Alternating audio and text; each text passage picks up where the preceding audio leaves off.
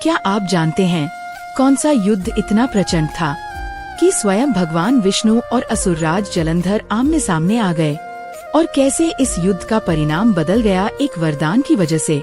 आइए सुनते हैं कार्तिक महात्म्य का 13वां अध्याय। जय श्री हरि। स्वागत है आपका धार्मिक व्रत कथा चैनल पर। आज की कथा हमें ले जाती है उस दिव्य युद्ध में जहां भगवान विष्णु ने स्वयं असुरराज जलंधर का सामना किया और धर्म के बीच हुआ सबसे विलक्षण संग्राम। कार्तिक कथा को सुनो, सभी सहज मन लाए। 13वां अध्याय लिखो। श्री प्रभु शरण में आए। जब दैत्यों के प्रहारों से देवता व्याकुल हो भागने लगे, तब भगवान विष्णु गरुड़ पर आरूढ़ होकर युद्ध भूमि में पहुँचे। उन्होंने अपना शारंग नामक धनुष उठाकर टंकार किया। त्रिलोक गूंज उठा और पल भर में ही हजारों दैत्यों के सिर पृथ्वी पर गिर पड़े। यह देखकर जलंधर के क्रोध की सीमा न रही।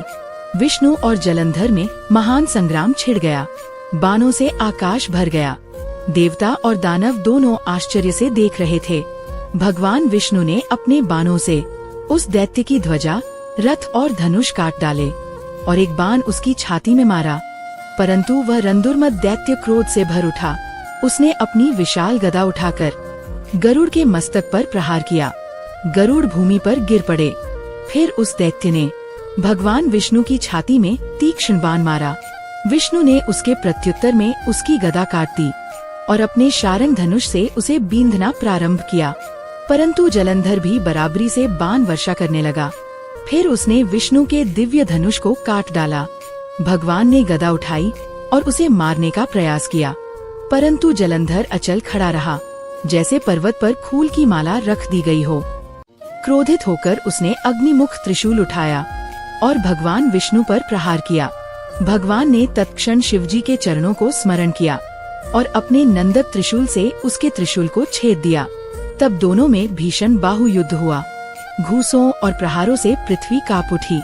लंबे युद्ध के बाद भगवान बोले, हे रंदुर्मद दैत्य श्रेष्ठ, तू धन्य है जिसने भय रहित होकर मेरे साथ ये युद्ध किया।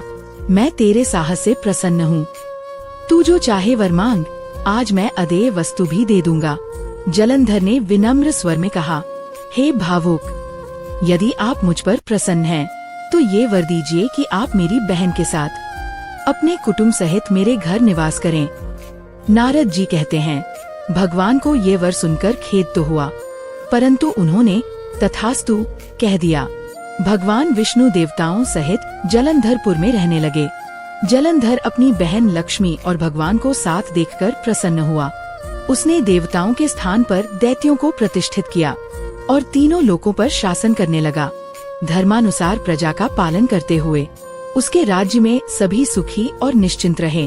तो यह था कार्तिक महात्म्य का 13वां अध्याय, जहां भगवान विष्णु का करुणा भाव और धर्म की मर्यादा दोनों की परीक्षा हुई। यदि यह कथा आपको भक्ति और शांति से भर दे, तो वीडियो को लाइक करें और चैनल धार्मिक व्रत कथा को सब्सक्राइब करें, ताकि अगला अध्याय सबसे पहले आप तक पहुंचे। जय श्री हरि।